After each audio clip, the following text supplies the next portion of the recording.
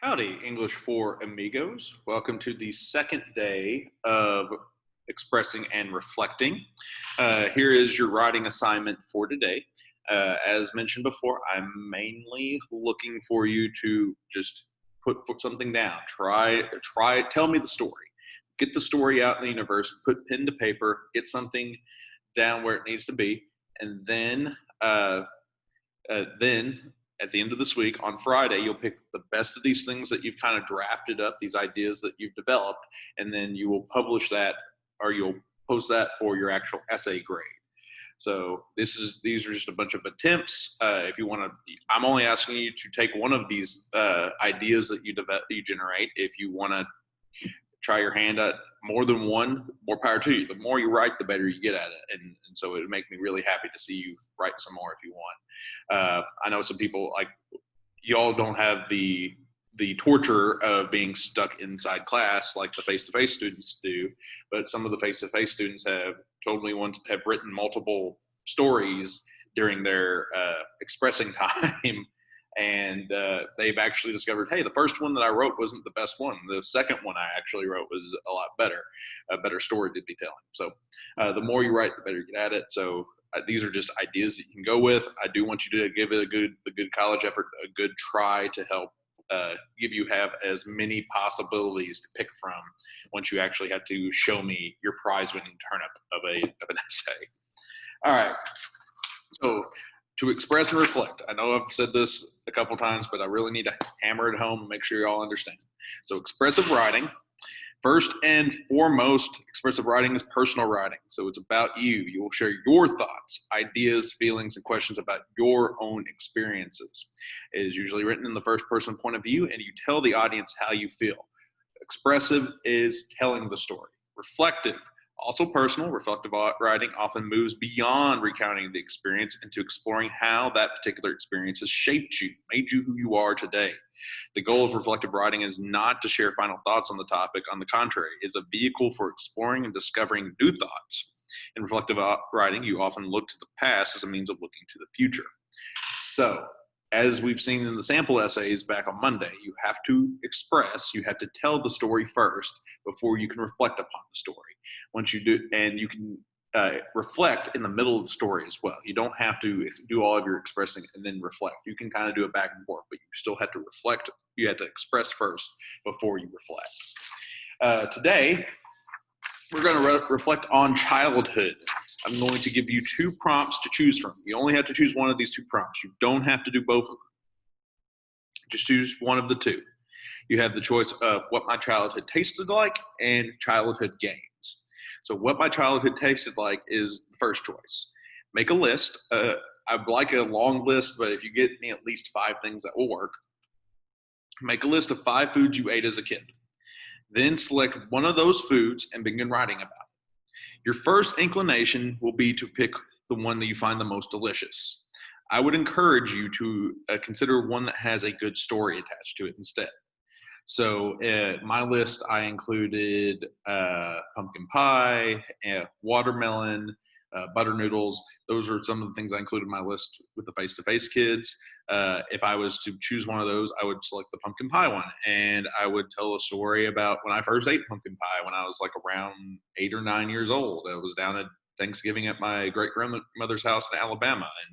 And it was the first time I ever ate it. I loved it so much, I ate almost the whole pie. And my entire family was laughing at me because I was the fat kid that ate all the pie. And of course, I would provide more details and I would help try to make the reader feel like they are a part of the experience. I would try to help them feel like they were inside that country house in Central Heights, Alabama, and watching a tiny little fat kid eat a bunch of pie. Or the watermelon one.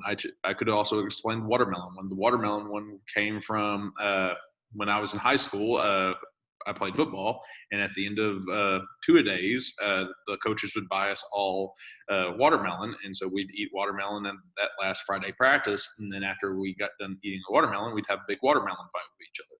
And so I would tell the story of, like, I probably started off just talking about how exhausted everybody was and nasty and smelly we were, and how eating into that watermelon was like a breath of fresh air, was like a cool glass of water, just gulping it down.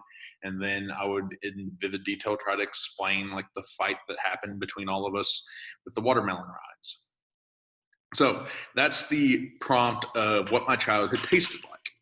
You also have the choice of childhood games. All right. Similar to what my childhood tasted like, childhood games, you would make a list of games you played as a kid.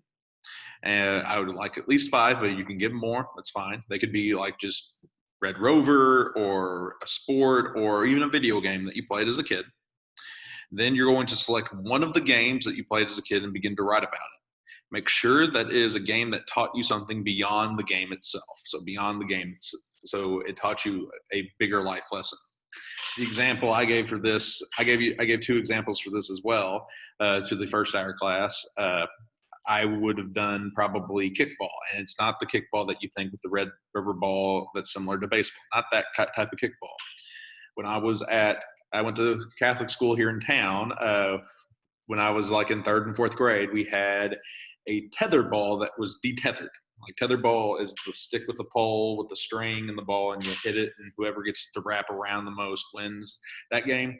It was a tether ball that lost the tether, and so it was just a ball that had a little hook in it. And what we would do is we would take this ball, this tether ball that was intended to be a tether ball, and we'd pretend it was a soccer ball. But we would never actually play soccer. We would just run around kicking the ball in the big empty field where the current parish center it sits. That was just a big empty field, and we'd spend all 20 minutes of recess just running around kicking that ball with no purpose intended. We weren't trying to score. We were just trying to be the ones that had the person that had the ball. That was the purpose of the game, and it still lives with me vividly because it showed you that you don't always have to win to enjoy the game, to play the game. Another one I would use would be Halo. I loved playing Halo when I was an early teenager, even into my late teens. Even today, like if I had the time, I'd break out that old Xbox and play that game.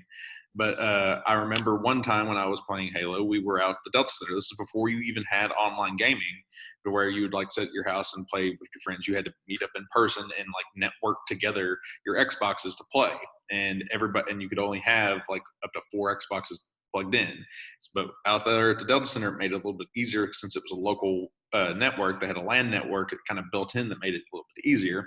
And so we brought 4 Xboxes, 16 controllers, and we sat down and we started playing a game of Capture the Flag at this base called Sidewinder in Halo. And that game ended up lasting like for 14 hours. We got out boards and started drawing up maps and came up with strategies. We had to call people in to come and like sub players out because the game had been taking so long. And what my favorite moment of that particular game was I decided, you know what? No, we are at a stalemate. We have not, like, no one has captured the flag in like 3 hours. I'm going to try to get every vehicle on this map into our base. And so that kind of taught me that, once again, it's not necessarily the end result of the game that's fun. Sometimes it's just the exploring and kind of like seeing what you can do in this in this isolated box that you're kind of provided with, what fun you can make out of that. So those are your 2 options for today. You have the option of what my childhood tasted like in childhood games. Both of them, I'm wanting you to come up with a list of at least 5 things. So 5 foods from your childhood, 5 games from your childhood, and then I want you to write the story behind those items. So I would encourage you for the food to consider one that has a good story attached to it. Maybe a loved one was the person that made that particular food that's no longer with us. And for the childhood games, I want you to choose a game that taught you something beyond just the game itself. All right, that is it for today. Tomorrow I'll be back with another writing assignment for you to try out to see if that will be your golden ticket to a good essay for this one that you'll submit for me for publishing. And tomorrow we'll be talking about watermarks and dreams. That's the ideas for tomorrow. But I'll tell you more about that in about 24 hours. So I will see all of you then. Later.